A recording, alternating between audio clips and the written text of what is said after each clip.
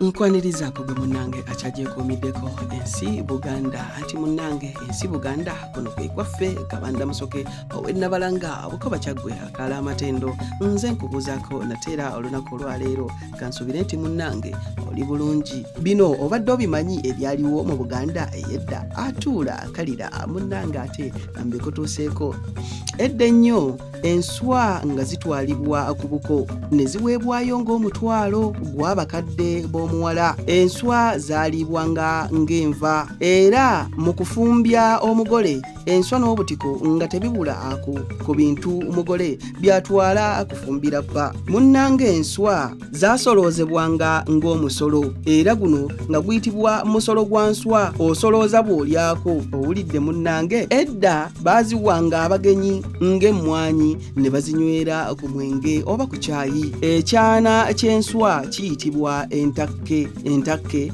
ye mwana w'enswa oba enswa ento. Engazamba y'enswa etaliiko byoya ate jjalabwe ye lubaale w'enswa. Eriiso ly'enswa ensejjere liyitibwa olwataata. Jjukira tulina ebika by'enswa nga bino: tulina enswa entunda, tulina enswa empawu, ne tuba n'enswa embaala, ate omulemezi teweerabira nti tulina enswa ennaka.